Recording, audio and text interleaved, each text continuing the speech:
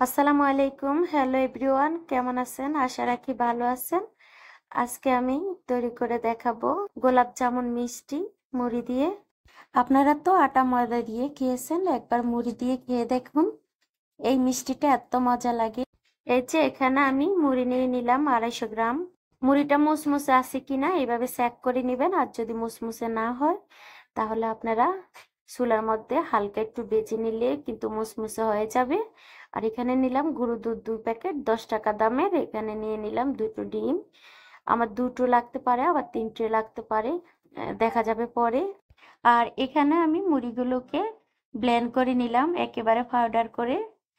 আর আমি একটা ডো তৈরি করার জন্য চুলাতে বসিয়ে দিলাম এখানে 1/2 কেজি দুধ।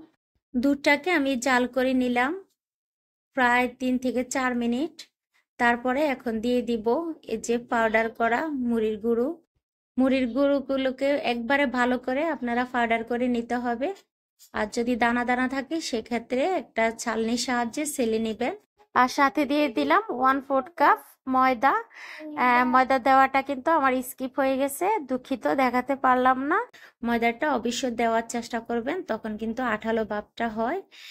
এই যে আমার অলরেডি ডোটা তৈরি হয়ে গিয়েছে, এখন আমি নামিয়ে নিব।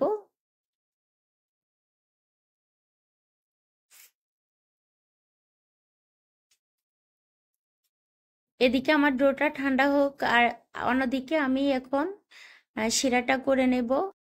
তার জন্য দিয়ে দিলাম আমি এখানে 1.5 কাপের মতো চিনি, আর সাথে দিয়ে দিলাম 1.5 কাপ পানি।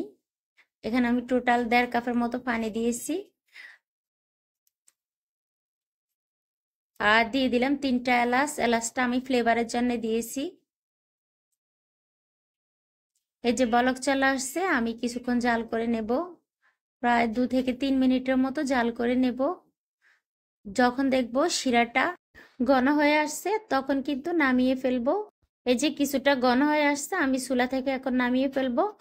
আর এদিকে আমি ডোটাকে কিছুক্ষণ এভাবে মতে নিলাম।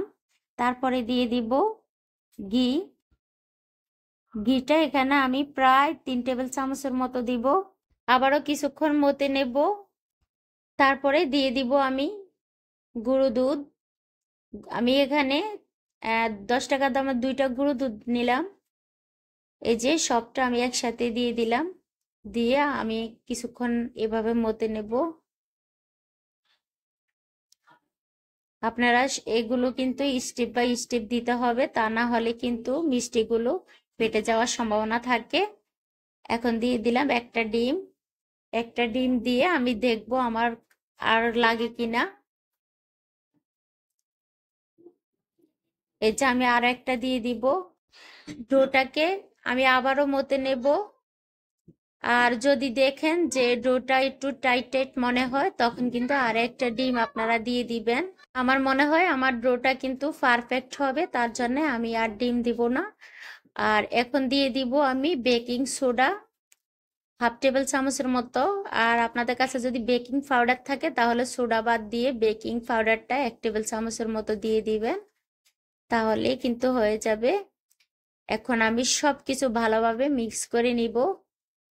এই যে এমন ভাবে মিক্স করতে হবে যাতে করে ডোটা একবারে সফট থাকে।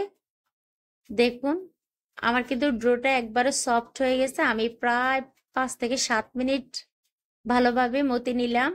মিষ্টিগুলো আমার পছন্দ মতো সাইজে আমি বানিয়ে নিব। আপনারা ছোট বড় বানাতে পারেন, বা আমি গোলাকার বানাবো, আপনারা চাইলে লম্বা করে বানাতে পারেন। এই যে দেখুন এইভাবে এভাবে আমি কিন্তু আরেকটা আপনাদের সুবিধার জন্য দেখিয়ে দিব।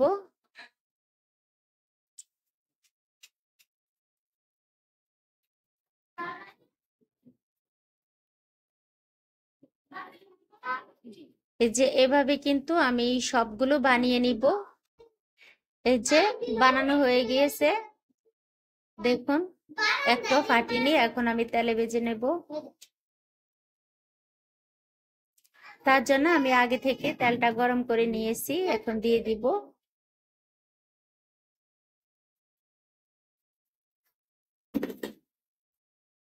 আপনারা চুলার হিটটাকে মিডিয়ামে রেখে তারপরে মিষ্টিগুলোকে ভেজে নেবেন।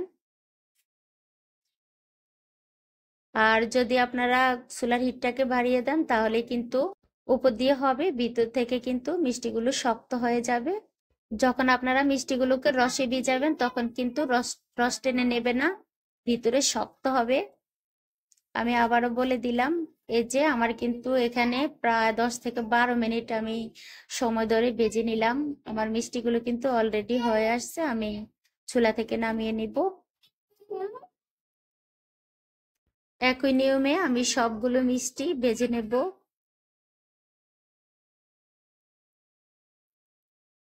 এই যে দেখুন ভাজা হয়ে গিয়েছে, এখন আমি তুলে নেব।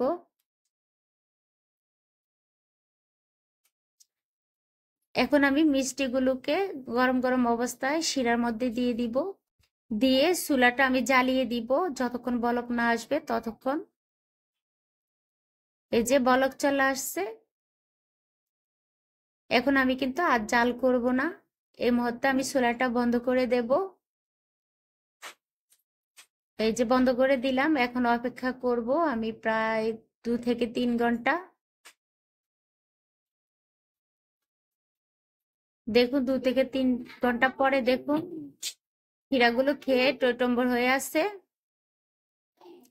আমার ভিডিওটি কেমন লাগছে?